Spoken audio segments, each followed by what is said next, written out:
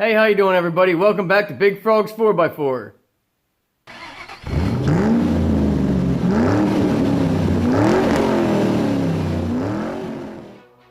Today we're going to be putting a coil pack and spark plugs in a 2001 Jeep Cherokee. I'm going to show you how, step by step.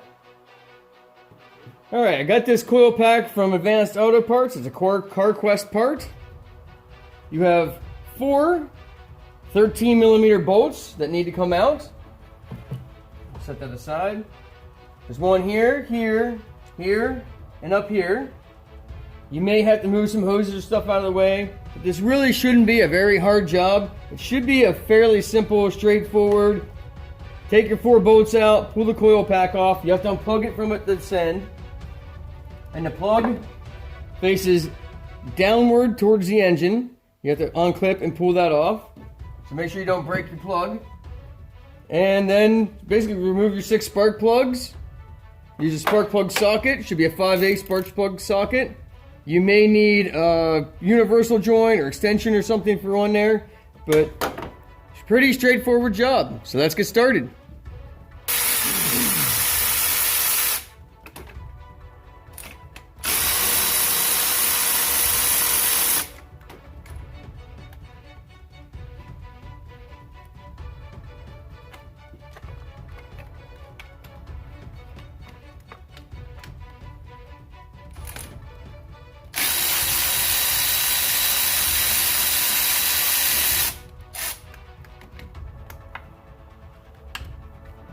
Alright, because of the dipstick tube that's back there, it sits almost directly in front of the rear bolt.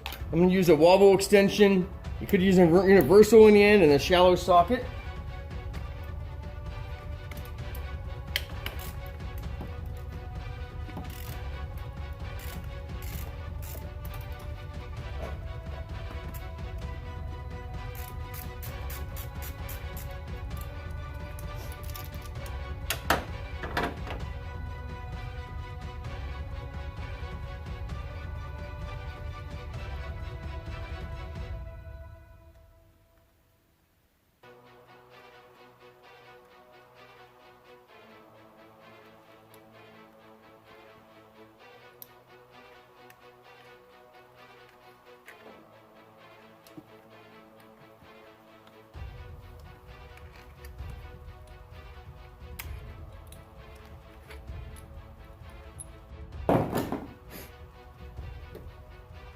Alright, one thing you want to be careful of is your AC compressor wire runs in here, so make sure you get that up out of the way.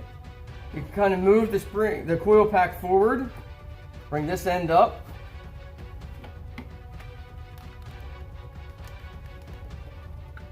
Feed it forward some.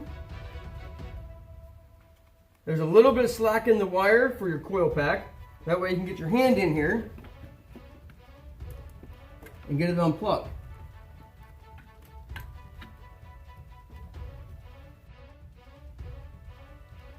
Alright, there's not enough room for me to get my hand down here to show you with this all plugged in to the coil pack, how it disconnects. But right here, the bottom of the plug, there's a tab you have to push and then pull back. Mine had a bunch of dirt and stuff packed in it. It did not want to unplug. So what I did was I sprayed it down with a penetrating oil, like a PB Blaster, WD-40, something like that, and sprayed down the plug and then wheeled around until it loosened up some of the dirt and stuff that was in there, making it stick. Then squeeze the button down and work it and wiggle it off until it pulled off the coil.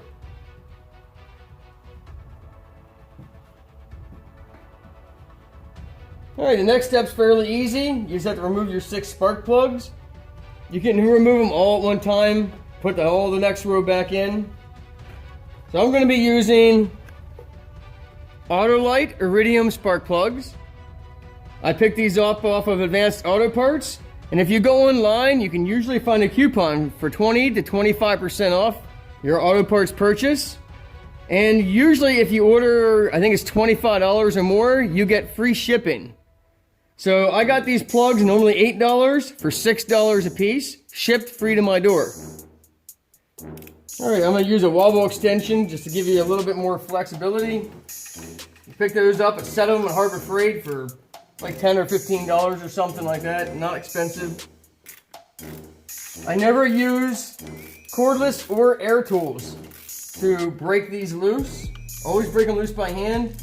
That way you can feel if the threads are starting to go bad, if the threads are seized, and you don't mess up your hole where the spark plug is. I also highly recommend buying spark plug sockets that do not have these rubber inserts. They make these where the extension is built into the socket, and it has a magnet on the inside instead, because like you just saw, you put the spark plug in, you loosen it up, you pull this out, and the socket gets stuck on the plug. And if you're doing an engine where the spark plugs are down in a hole, it's really hard to get this socket out of the hole if it keeps pulling out of the extension. Another thing you can do to help is put a piece of paper or tape over the end and jam this on tighter, and that way it doesn't pull off quite as easy.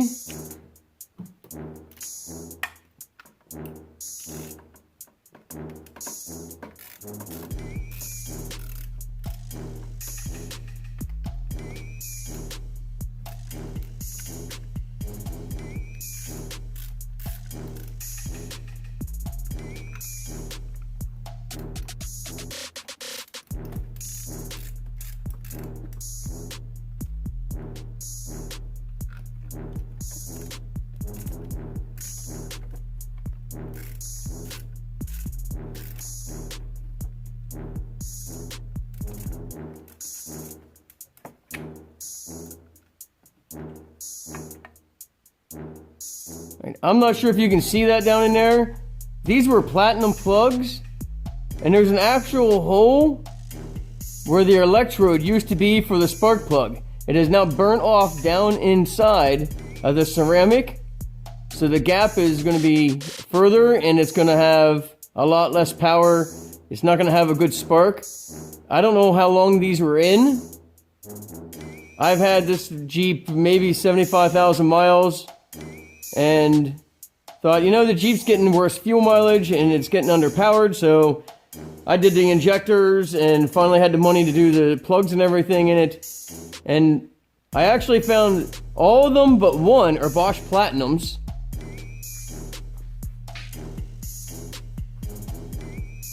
And somebody had replaced one of the plugs, it had been the first cylinder, with a standard Champion spark plug. So I don't know what was going on there, why they put just one plug. This one actually looks in decent shape, but the plug itself looks like it's older than the Platinums. So I don't know why it got replaced and the other ones didn't, but hopefully this takes care of some of the performance issues. Alright, the rest is pretty straightforward. Basically, you're going to put them in the same way they came out. Only ever hand tighten your spark plugs.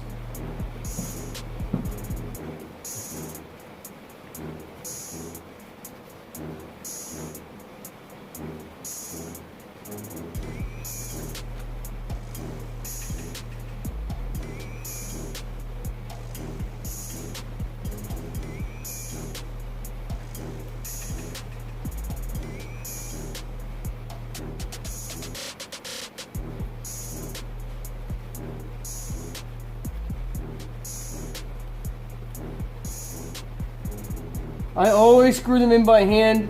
Don't run them in with anything else. Don't even have a ratchet on if you can. Screw them in by hand. That way you can feel the threads. You're not crossing the threads. You don't have any tight threads. You want to make sure that plug is fully seated,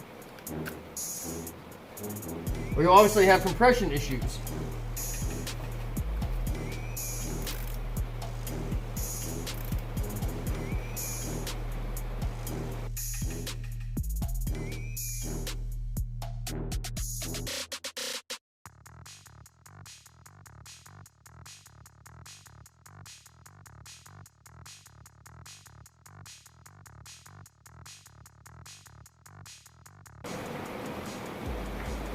Alright, before I put these plugs in, I'm going to give you a look, see what they look like. They have a small cap at the top here, and a really fine point on the plug here for your spark. They have a decent gasket at the bottom. Remember, if you get platinum plugs or iridium plugs, you do not gap the plugs. Do not put a gapper in here and gap this. You'll mess up the points. You could chisel and chip off the platinum or iridium or anything. You can cause damage to the spark plug. Do not check the gap. If you ordered the right plug, they should be gapped where they need to be. I'll put a link in the description down below for the Gearwrench magnetic socket and extension set. I'll probably put a link in the description below for a flex head 3/8 ratchet or whatever ratchet set I can find. I'll also, if they sell these on Amazon, I will also put a link in the description below for these spark plugs. Now keep in mind, I did not get any of these parts from Amazon or the tools, but if you want a quick reference, I will see what I can find. If I can find them on Amazon, I'll put a link down below.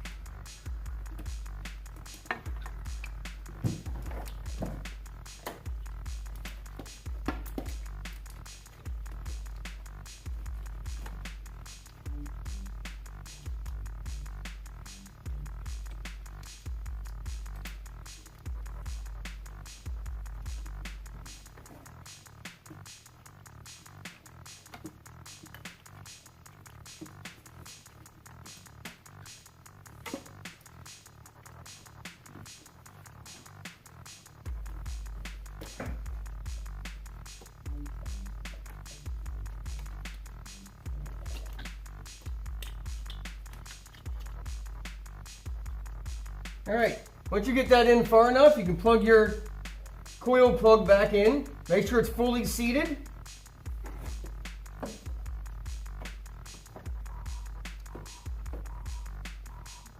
Carefully work this up.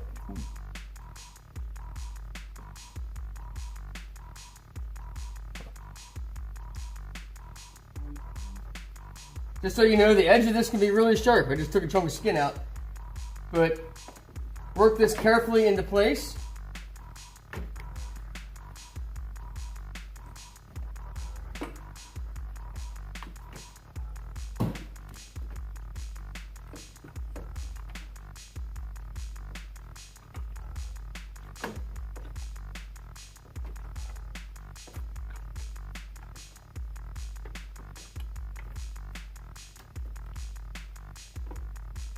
Once you get down around the compressor and stuff here,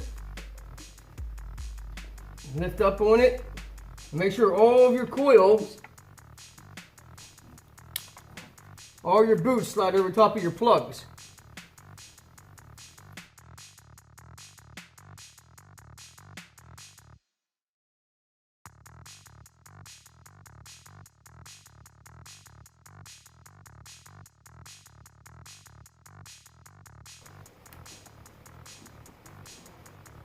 All right, once you verified that all the boots are on each of your plugs, you're going to put your bolts in and snug them down.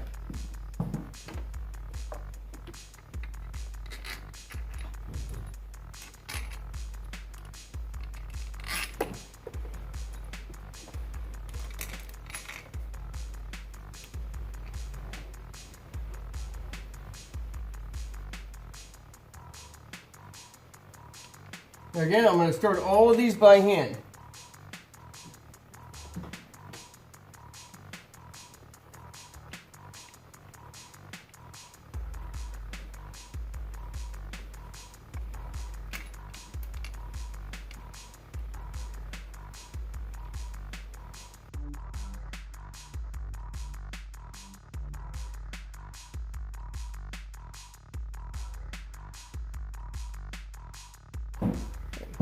Make sure that your hose mount is slid back under the top of the stud.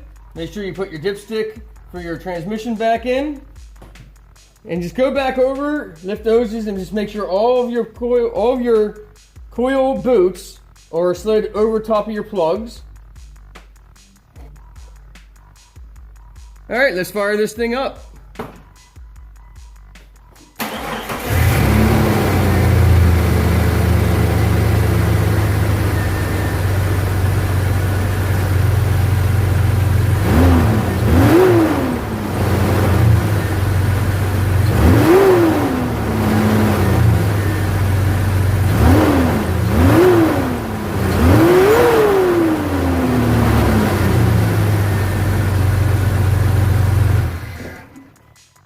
That's how you replace the coil pack and the spark plugs in a 2001 Jeep Cherokee with a 4-liter straight 6 engine. Now, the older Cherokees, I think 95, 96 and older, have distributor cap and rotor, wires and plugs. That will be obviously different. You'd have to replace your coils, your cap, your rotor, and your wires and your plugs. That you want to do one wire at a time, one plug at a time. Do not take it all off, because then you're going to be going on the internet and you're going to be trying to find diagrams or whatever to tell you which wire goes where on the cap. So my recommendation is pull one wire off, then you want to remove that plug, put a new plug in, put your new wire on that plug you just installed, follow the old wire to where it goes on the cap, and put that new wire on the cap. And do that for each plug.